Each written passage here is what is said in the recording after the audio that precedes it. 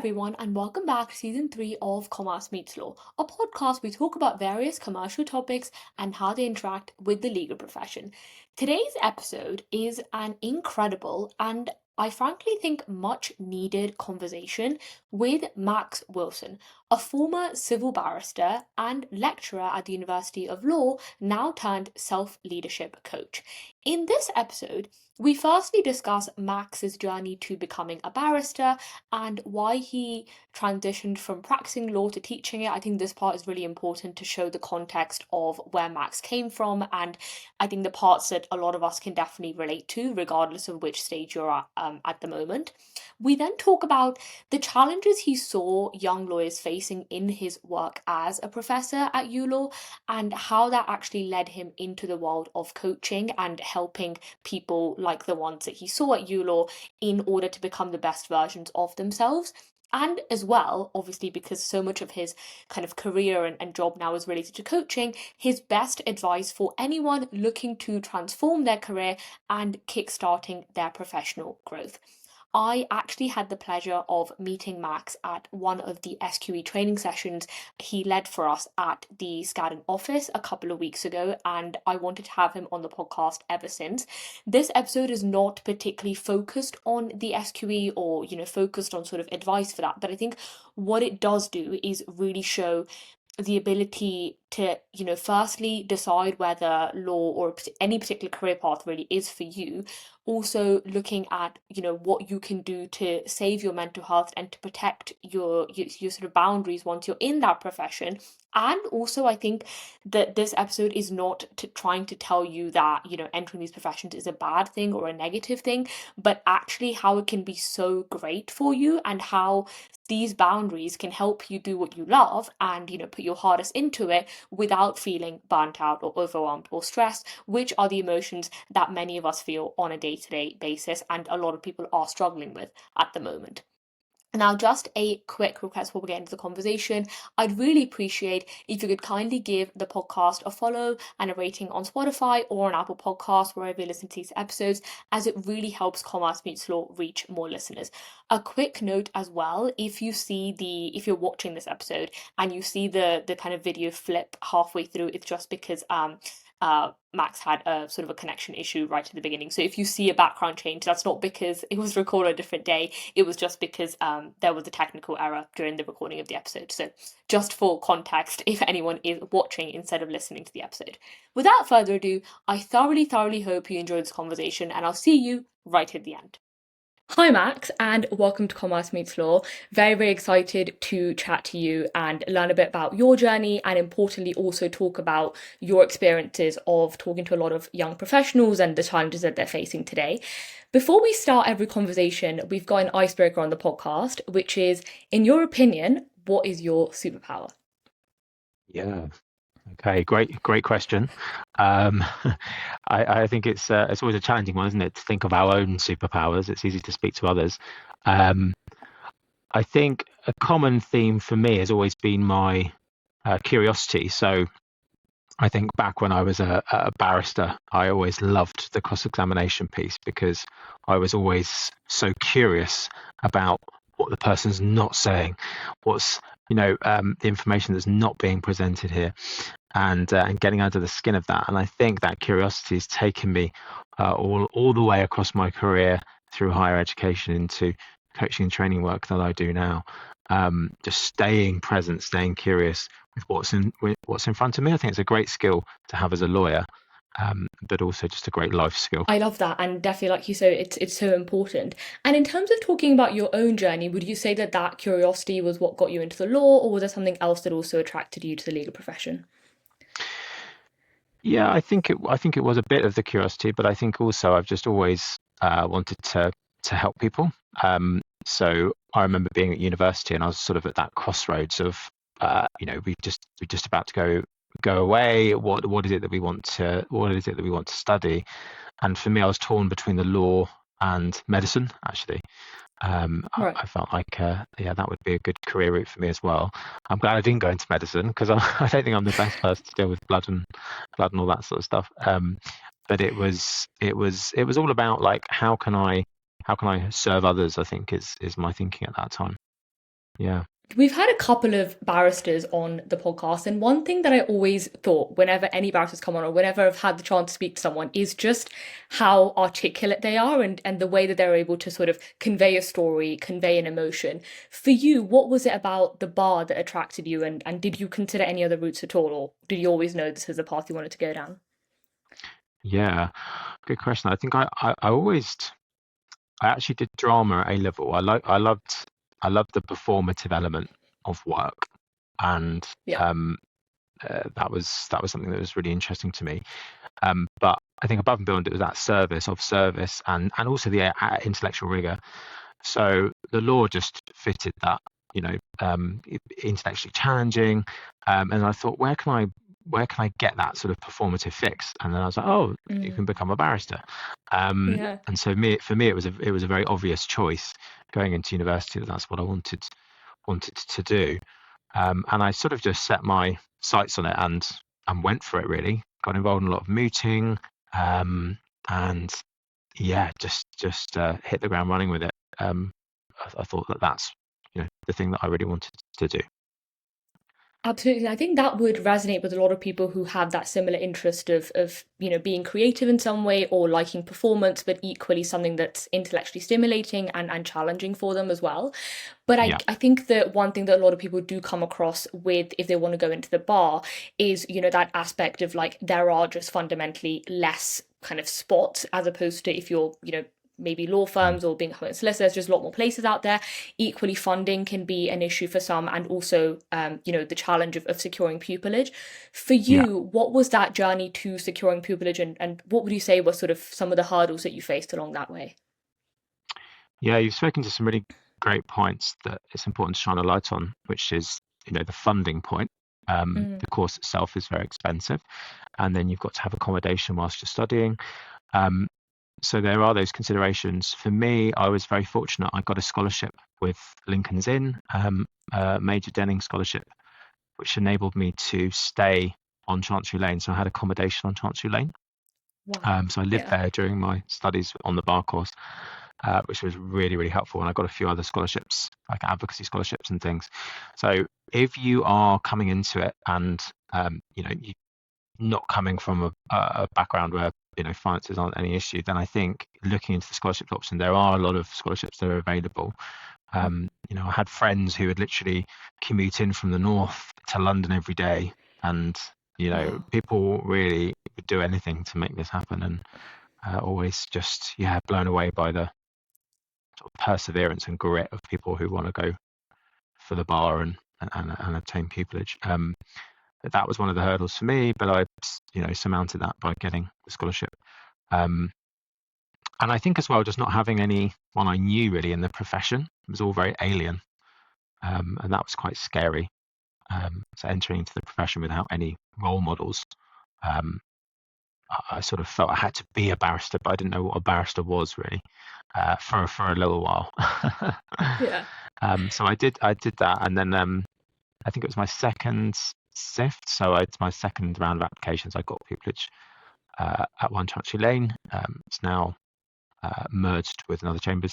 It's called Decker Chambers, but yeah, it's One Chancery Lane when I was there, and yeah, I did quite a lot of interviews. That was actually outside of the pupillage gateway system, um, and yeah, it's a bit of an odd system because you can be given your gateway, you can be given an offer outside of gateway before the offers inside of gateway.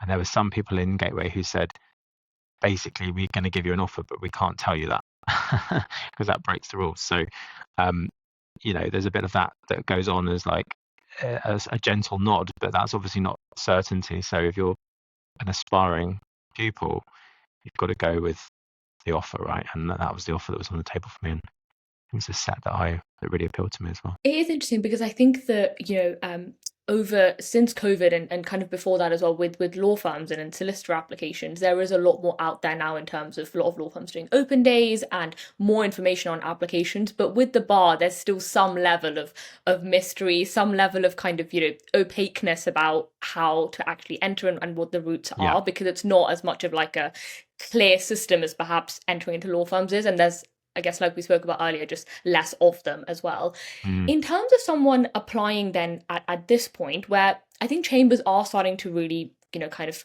do as much as they can, but there are certain restrictions on them as well in terms of how the bar functions. What would you say they should, like, resources they should be looking at, or, kind of coming across when deciding where they want to apply and what kind of applications they want to be doing? yeah, yeah, great point. Because it's not clear, is it? It's not as clear as it is for the solicitor route. Um, the first port of call I'd always go to is that there's loads of free resources. So the Inns of Court are great. They have a Mm. phenomenal amount of support on offer. And what they tend to have is a mentoring scheme. So you can buddy up with a barrister who will look through your applications. So that's critically important. Making use of the career service at your bar provider as well. Mine was great. Just had a red pen, that was it, and just went through my applications with a red pen, which was quite scary to begin with. But then over time, I realised actually no, there's a lot in my applications that isn't great, and there's a lot of work to do. And there's a lot of resources online as well. Chambers and partners. There's directories where you can, like Legal Cheek, for example, where you can search like chambers culture and things like that, which is all really helpful. So that's where I'd start. Now, for some people, they do that. They do a first sift and they need further support. And something I offer is it's called the pupillage consultancy, but I support people on that journey as well. There's other people that do that. So there are independent providers as well. So if you're looking for something extra above and beyond that, for that extra support, if you're making it through to those final rounds, but you keep getting turned down, you need that sort of mock interview support, that higher intense level support. That's something that I offer as well, because that was a gap, that needed to be filled. I needed that at the time, to be honest, and couldn't find that support anywhere. So make use of the free resources, absolutely, but there's other tailored support available now as well. And I think that, like you say, I will put all the resources down below as well of all the things that you offer so people can definitely look into it. And I guess the other thing is as well, there's a lot out there in terms of information, but it always is good to hear a bit of a human perspective as well of someone and what they used to do as a barrister. So could you tell us a little bit about, what your practice consisted of and like what a day in your life looked like as a barrister at One Chancery Lane? Yeah, so I was in court most of the week, so like 3 or 4 times a week I was in court. And so when I got up, I was either going on a train somewhere far afield, so it could have been like up north, down south. So if you're in a London set, you're doing mixed practice work, you tend to be Mm. around and about quite a lot. Although I was in Clerkenwell County Court quite a lot as well, but regularly in court.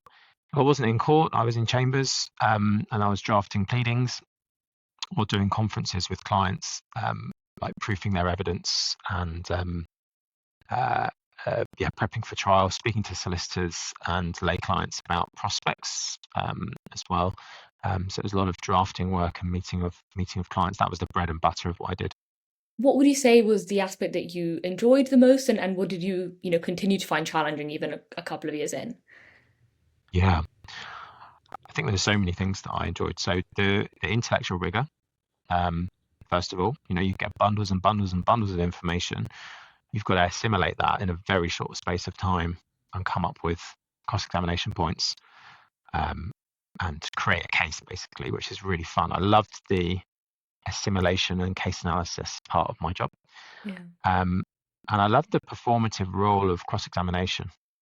Never got Mm. boring, never got tiring. Like to be in court and have all eyes on you whilst you're having to do something so intellectually demanding, which is maintaining composure whilst thinking about what's my next question, where am I going with my cross-examination, am I on point, have I put my case. That's quite thrilling to do that. Yeah. The downside is it takes up a lot of energy and adrenaline, right? And so if you're doing that day in, day out, which I was, it does take its toll. And you can have days where it doesn't go to plan. You have a really difficult opponent, you have a difficult judge, and it can be really hard to go home and switch off the back of Mm. that, especially if you've got a result that you didn't think was that great. Um, so that was a huge challenge. And then I think the lifestyle part. I mean, being a barrister isn't a job; it's a way of life. I mean, you are traveling around all the time, Yeah. regularly prepping cases into the evening. So um, it's got to be a way of life that you that you Mm. that you want. You've got to like it enough to make that a way of life, I think. Definitely. And I think that aspect of being self-employed also comes into it because you know that, yes, whatever you're bringing in, that's you're building a reputation with every case, and equally you're earning when you're working. And there's so much prep that goes into that as well. Obviously, when you said like Yeah. it looks very easy when watching it on film about lawyers, they know exactly what question to ask, but in reality that takes years and weeks and months of preparation before getting to that Mm, point as well. And anyone who is who's studying knows the cost of litigation and of getting to that point. So obviously, that there's a lot riding on you doing that examination effectively. mm, And one thing that I was thinking about as you were saying as well is that whenever we kind of think about the solicitor route, there is pathways of a couple of years down the line, whether you sort of want to go in-house and perhaps you want something that is, with a client as opposed to at a law firm, or mm, that you're set on that partner track and you want to get to that point and that's where you're aiming, or some, leave the profession completely and go do something different. With mm. barristers, and we're going to get on to sort of, your journey after this, but what do you see happens most? I mean, is it that they do stay in the profession for the long term, or what are the normal pathways that people do take a couple of years into being a barrister? I think it's really varied as to what people do, and I think there are probably generational differences as well. Looking at like law care Mm, report and retention levels and things, I think mm, more juniors are leaving probably than in the past, um, or at least thinking about leaving. Um, and there's various reasons for that, right? We're now tethered to tech. We're on a lot more than we were, in previous yeah, generations. So the career has shifted in a way, and we are literally online now with cross examination and things like that. If you think about, before I used to wheel around a big suitcase with all my papers and everything like that, and it's very different age now. Um, but yeah, I think there are generational differences, definitely. I think some people, like go on maternity and then realize actually that that that needs to be the focus of their lives. Um, we get some people that go on maternity and come back, and then they have to navigate, and that's a whole other challenging area in and of itself, isn't it? How to integrate back into self-employed practice with young children. So they yeah, might look at practice differently, go more part-time because that's always an option. Um, some people explore doing different things alongside the bar, which is something I considered, which is, they do a bit of teaching, or they do a bit of, they do some book publishing or whatever that might be, keep it right, varied. And some people, you know, go on to the judiciary. So that was a route I thought about as well. I've got friends that have done that. Um, and, that gives them a bit more certainty and security in terms of both finances, the job itself, yeah, right? Because the bar is very unpredictable in terms of work coming in and the hours that you're working. So I think there's different routes that people go in, but there are people who just progress through to Casey and really enjoy that and really enjoy that journey. So I don't think there's a like a set answer to that, or like a common theme as such. I think there's yeah, variations depending on people's uh, different paths. The one thing I would say is I think there's not a huge amount of barristers, at least from my experience, who have left the profession in its entirety and gone on and done something completely different. They do exist, mm, um, but there seems to be some, a lot of them move in house, for example, or they go on to the judiciary, or uh, yeah. So there's tends to be some sort of uh, part of the practice that they keep. Um, yeah, so it tends to be a common theme. yeah. And I guess as people are listening and you hear about it on the news as well, a lot of politicians are also former barristers, and that's also a Mm. route that barristers do take. What do you think is the pull towards that? And is it like a myth to think that there's actually like there are a significant amount of barristers going into politics, or is that actually the case? Mm. I think if we look at, I mean, even Keir Starmer, right? If we look at a lot of, uh, you know, people have been in politics and have made it quite up. A lot of them have been barristers. Um, And I guess there's different reasons for that. There's the public speaking piece. Yeah. There is the being able to think on the spot. The importance to hold a lot of pressure at any one time, a lot of information. Mm. There's a lot of transferable skills from the bar to uh, politicians' world as such. Um, I think a major difference, though, is that we look at Yeah. any politician these days and they're very good at deflection. Yeah. They never really answer the question, right? Because they're trained not to. But if you go into court and you did that, you would be marched out straight away. You would be deemed misleading the court. So Yeah. there is a fundamental difference there, and I think that's a style that has to shift in some way, shape, or form. But apart from that, there's a lot of similarities. Yeah. Absolutely. It's like they go from asking the questions to sort of answering them. And in a way, it's like that hostile witness that's just like trying to deflect and not really answer Yeah. it in court, Exactly. which is interesting. And speaking of your path, you kind of went from the bar into more teaching and coaching and that sort of aspect, which is what we're going to get onto. But I guess before we talk about it, what were your sort of your reasonings for switching and why did you feel like that was the time to make that transition? Yeah. So I loved so much of what I did. Um, Mm. I loved the variety. That's really important to me. I loved not being in one place, but being able to move about a bit. And I loved the, as I said, the intellectual rigor of like cross-examination, the case analysis. There was huge parts of it that were a real draw. Um, but what I realized quite quickly is it's a way of life. A Mm. self-employed bar anyway. Can't speak to the employed bar, but it's a way of life. And I had to think, is this the way of life that I want going forwards for the next 5 to 10 years? Now, my experience was different to friends in like more provincial sets because they were mainly on circuit, so they didn't do as much travel. Um, and in some chambers there's a lot less work, depending on the not less work, a lot less court work, so you have more time to prep. You're not picking up new cases each time. So um, I think for me, just constantly picking up the new case, assimilating it, Mm. putting it down, picking up the new case, assimilating it down, thrilling, but it took a toll on my health. And what I didn't have, which is, we'll come to this, but why I came into the coaching world, is what I didn't have is the self-leadership skills at that time to actually manage, I don't think, uh, that lifestyle as effectively as I would have wanted to. One thing I'm doing now, I'm doing some work with other lawyers who are also coaches, and we're trying to bring in more self-leadership training to the bar because there's a real gap. So pupils, you're given forensic accountancy course, you're doing advocacy, which is critically important, but where's the self-leadership stuff? Where's okay, you're going to be self-employed now. Here's what that looks like. Here's how to manage the stuff that comes with. We're not really given that. It's quite sink or swim, and I think that's the problem in the profession. Mm. We don't really talk about it. So I felt the wrath of that, I guess, and I know a lot of other people have as well. And I just made the decision that actually this isn't for me. Longer term, at least full-time practice. Um, and Yeah, and I think I was at that time as well. I was experiencing anxiety as well, so Mm. it was actually impacting my health.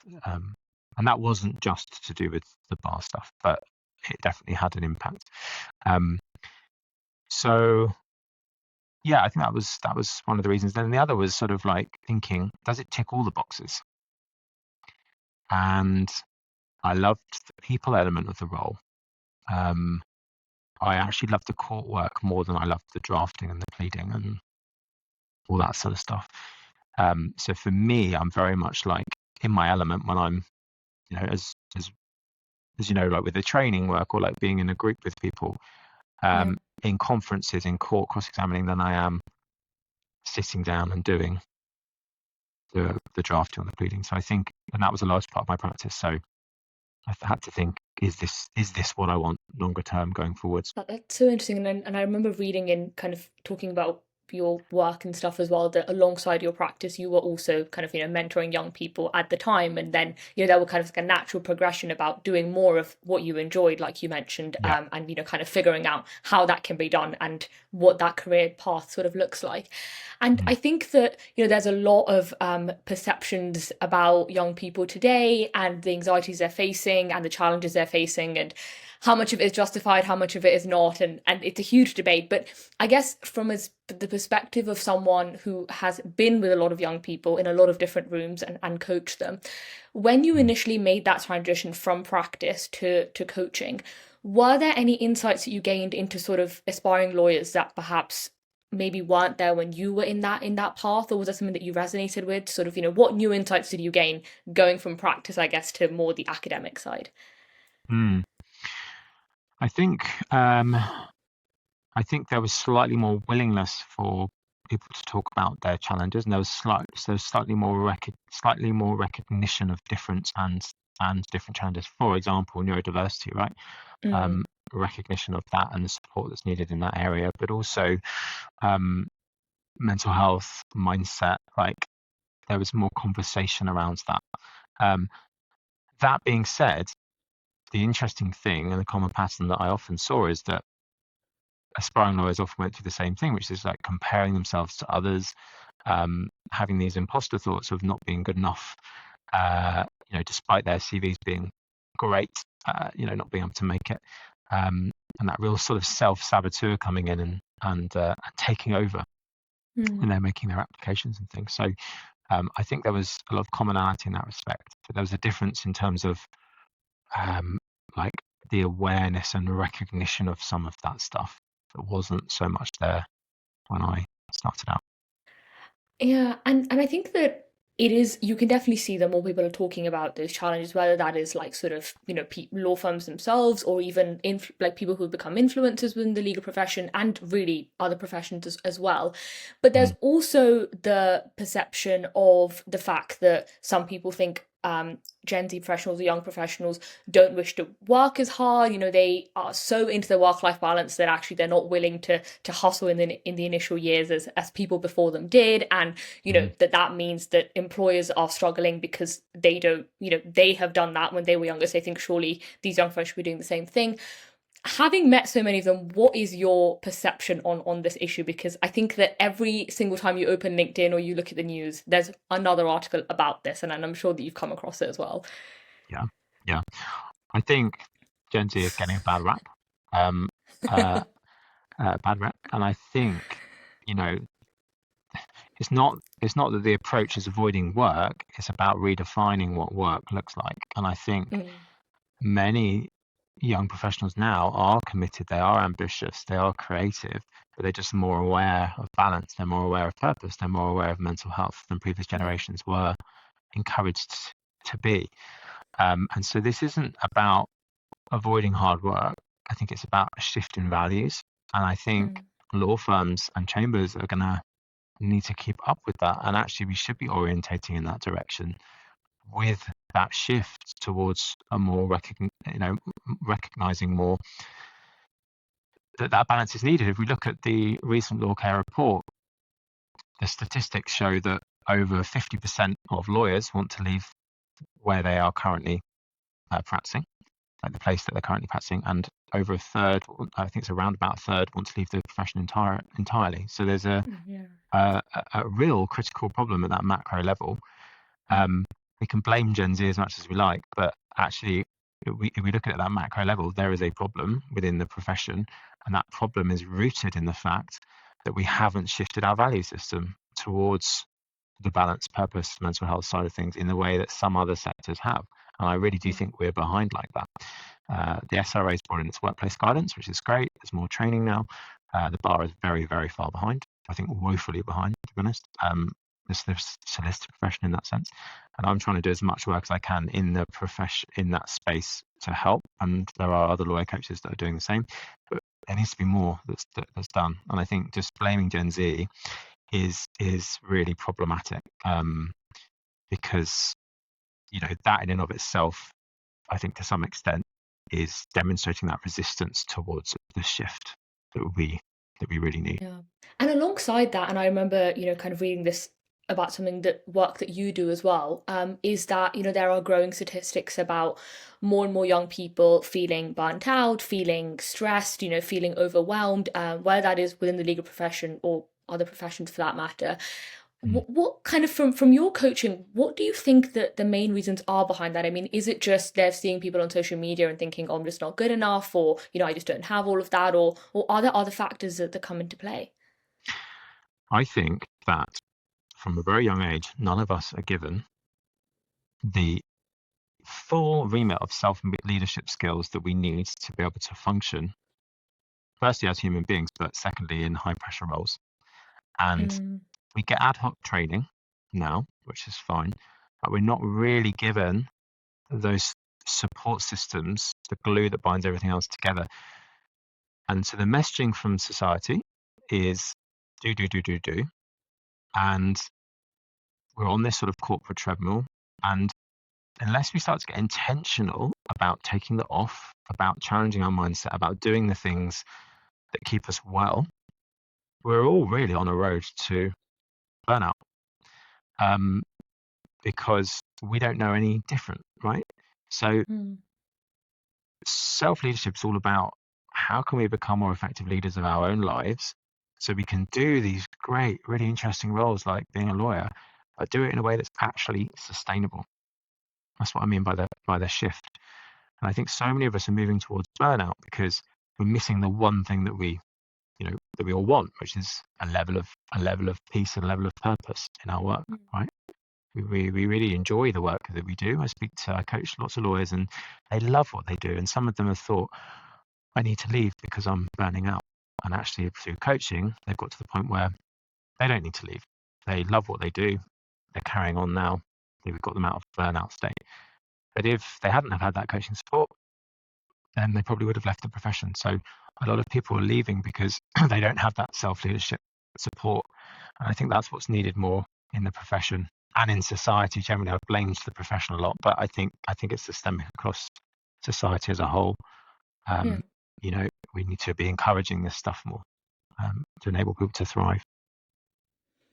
And Yeah, there's that piece about I guess speaking from a law firm's perspective and maybe society perspective in general, that there's some level on us ourselves entering into the profession as young professionals to try and think, okay, what can we do to make sure that we've got the yeah, tools in place for us to be able to thrive? yeah, And I guess, as someone who's a trainee lawyer or a trainee or a pupil, you're trying to impress. You're trying to either get that, be retained at the end or secure, tenancy or whichever path you're on. And yeah, so there's one part of you which wants to put these guardrails in and these boundaries, and another part of you which is thinking, but if I don't do it, someone else will, and then they'll be favored over me. How do you yeah. find that balance between I want to show them what I'm capable of and show that, I can do this and I do enjoy it, and also ensuring that you don't get to that point of burnout and you learn how to say no? Where do you start with that? Mm. So it's a really important question. So I think the first thing to say is that there is a lot of masking and a lot of stoicism in the profession, and sometimes toxic stoicism. So not sharing how you're thinking, how you're feeling, Yeah. and that can lead us to feel like we're alone and we need to be doing more and we need to be saying yes to everything. So just having that, first of all, that awareness that that exists, and if you see somebody, whether it's a co-pupil or a co-trainee that seems to have it all together and managing and you're not, and they're saying everything's fine, the reality is it's probably not. They're probably masking, right? Um, Yeah. Now, what can you do as an individual? I think that's so important because it's not all responsibility on the firm. It is responsibility on self as well. Um, Mm. and there are many things that we can be doing from a self-leadership perspective, to help support ourselves. So beginning to think about actually, how you can set yourself up for success. So what does your current week look like? What are the tweaks that you can make to Mm. be more effective in your practice? So beginning to think about, making changes there, yourself. And if you are feeling like a lot of there's a lot of that self-saboteur, self-doubt, all of that sort of stuff, thinking about getting a thinking partner in some way. Mm. way, shape, or form. So that could be by like a mentor, could be someone higher up in the team, somebody outside of the firm. I know that there are some solicitor mentors programs out there, and same with the barristers. You can get mentors from your ins, um, and thinking about getting a coach as well. I'm big on the support that coaches can provide as people start their legal journeys and careers. It Yeah. can really set them up for success because it challenges a lot of the negative thinking that we have, and also gives them a framework to support them early on in their career. So that's also something that's really helpful. Making use of all the resources that your firm provides. So, for example, the firm you're at is fantastic and offers loads of support. And I think a lot of firms now are a lot better at offering, support structures and making use of those as well. So EAP, for example, um, being able to ring up somebody and just share, like challenges that you've been going through and things like that. So not masking, I think, is the key, and speaking, whether that's to people within your teams, outside your teams, an alternative thinking partner can really help. And getting yourself on courses, that can help support you if you see them as well. So we're required to, as barristers, for example, accrue ongoing practice development. What could we be doing that's not just academic, but also helps be that glue that binds everything else together? So, like, we offer workshops on um, one of the organisations I do some work for. We offer workshops to barristers, for example, on self-leadership stuff. So, going to stuff like that to help as well.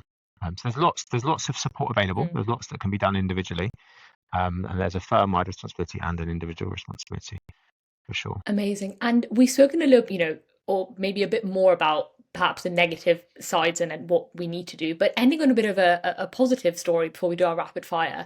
Um, Mm. as someone who has, worked with lots of different clients in different capacities, is there one story that comes to mind as soon as I say, someone who has transformed for the better, someone that you've coached and actually they came in feeling very overwhelmed, but when you're kind of left feeling a lot better about themselves, what story would comes to mind for you? Yeah, have someone in mind straight away, and I'll use they. So there's not so they're not Yeah, identifiable. yeah. But they are a partner in a law firm, and they came in incredibly burnt out, and reached a point where basically they thought they might have to leave the profession. And through the coaching work that we've done, they have just connected with the love of what they do. And they Mm. absolutely love the practice area that they're in, the team that they have. What they just let God on top of them is not having the framework to be able to manage those higher loads as they transitioned into the partnership space. So leaning more into delegation, for example, as a skill set, leaning into creating those more of those boundaries outside of work as well, challenging the mindset piece. So I talk a lot about negative automatic thoughts and constructive automatic thoughts. So we all have these negative automatic thoughts, challenging those with something constructive. What's the reason why you have got to partnership? Because you're very, very good at what you do, and beginning to challenge those things. And now they're absolutely thriving at the feedback they're getting, and just their happiness levels. And it's so rewarding to see that, because that could have been Yeah. somebody that is lost, in the sense that they've had to give up on the thing that they love doing. So yeah, and I don't want to paint, I appreciate that a lot of people that are listening to this are just coming into profession. I don't want to create this hideous impression of the legal profession, or this jaded impression of the legal profession, Yeah. because it's such a rewarding career. It's such an Hmm. incredibly rewarding career. It's Yeah. intellectually fascinating. There's a lot of variety. You meet some amazing people, and I think many firms, many chambers are great places to work. So I want to end with that as well. There are more positives than there are negatives. I think this conversation, Yeah. at least from where I'm speaking it from, is just making sure that you have an awareness that it is a high pressure industry. So what are you going to do to support yourself in that? Yeah. And if you do struggle, if there are challenges, you're not alone, and there's no need to mask about it. there is support available. Law Care even has is a great organisation, a free organisation you can ring as well if you experience challenges. Absolutely. I think that, like you say, the point of the conversation is not to say, oh, these are all the bad things about legal profession. And also it's not specific to the legal profession. There are lots of other professions that are also facing these challenges, but it's Yeah. equally that it's not an impossible hurdle to go through. And actually a lot of it, as you've highlighted, is about the mindset and the skills that we don't get taught at law school, or we don't get taught at school in general, which actually will enable you to continue doing the law, which is what you love, and also have a life outside of it, and not feel burnt out. So hopefully that's what people are getting out of the conversation as well. And as someone hopefully entering into it, it's also reassuring to know that actually a lot of law firms themselves are recognizing that, and there are ways now for us ourselves to be able to do that from the beginning, and to ensure that we don't actually get to that point in the first place, which is the ideal scenario. And on that note, we just always end with a quick 3 questions at the end. So for your first question, it is, what is the best and worst advice you have ever received? So I think the best advice I received is just be you. So I think, this applies across all industries, but it's so easy to go into a profession like law and think, I need to be a lawyer, I need to be a barrister, I need to be a solicitor, I need to act like a certain person. But actually, the reality is that your individuality is what sets you apart. So the individual strengths that you bring to that role, your personality, those are the things that are going to make you shine, not trying to fit into a mold. So allow yourself to be you in work, allow yourself to bring your personality, but also those strengths that you have. I think that's critically important. And then comparison sort of falls to the wayside, because nobody can be like us, can they? So we are unique in the profession. And if people are looking like, oh, I want to refer work to you because I really get on with this person, or because they're really great at this particular piece of work, that sets you apart. So I think just be yourself is the key. Worst bit of advice I was given. I've been given a fair bit of bad advice, I think. But I think one of them was like, the grass isn't always greener. And that was when I was wanting to jump ship. And I think the great thing about the world now is that we can get qualified and we can move around. And I think the legal practice is incredibly varied. It's incredibly diverse. And obviously you want to, stay at your firm or your chambers for a considerable period of time to, really get some experience under your belt. But it doesn't have to be where you stay forever. You can move around and do different things as well in your career. And sometimes the grass is greener in that respect if you're following what you enjoy. And you only know that by doing the work. So don't feel like you failed if you've started out and you're like, oh, I like this area, but I can't do so much of it here, so I want to go into something else. That's part and parcel of the world that we live in now. It's okay to do that. And considering how long our working lives are, and they're only getting longer, it's probably a good idea to try and, you have the time. If anything, the positive aspect of having a longer working life is that you can do different things. Yeah, exactly. That's the good thing to take from it. And on the flip side, since we did talk about, being you and doing things outside of your work as well, what does an ideal weekend in your life look like? I think being in nature with my pup, a little Oh, dog, rescue dog. So yeah, being away with him is always nice. yeah, Yeah. amazing. And final one is, what are the top 3 travel destinations on your bucket list? Top 3 destinations on my bucket list, I think would be South America. I've done a little bit of traveling around there, and I'd love to see more of the countries in South America in the south. Japan, the culture, I think it's really, really fascinating. And then, yeah, a little bit more of Europe. I think there's so many unexplored places. Yeah. Yeah. For sure. And on that note, Max, thank you so much for coming on the podcast today. It was such an interesting conversation, learning about your journey, but not just that, also learning about all the work that you are doing to help young professionals, and your perspective on it. Because I think that we need more of that in a space which seems to be very anti-Gen Z, or thinking that, we're not working. And I think it's, we need more of this perspective as well. So thank you so much Yeah. for shedding a light on it. Thank you for having me on. And on that note, thank you so much for listening to this episode, and a massive shout out to Max for coming on Commerce Meets Law.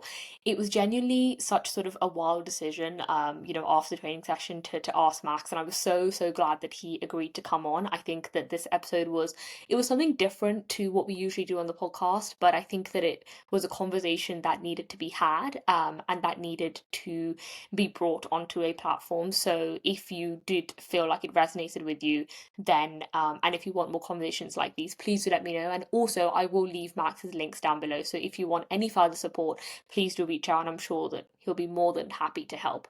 If you did enjoy this episode and you want more deep dives into these sorts of topics, then please do let me know by emailing commercemeetslaw@gmail.com or with a DM on Instagram at commercemeetslaw. And you can also reach out to us on our website, which will be linked down in the description. Finally, for extra swimmer content, do check out the Commerce Meets Law YouTube channel and our TikTok. For now, take care, goodbye, and I'll see you very soon on the next episode.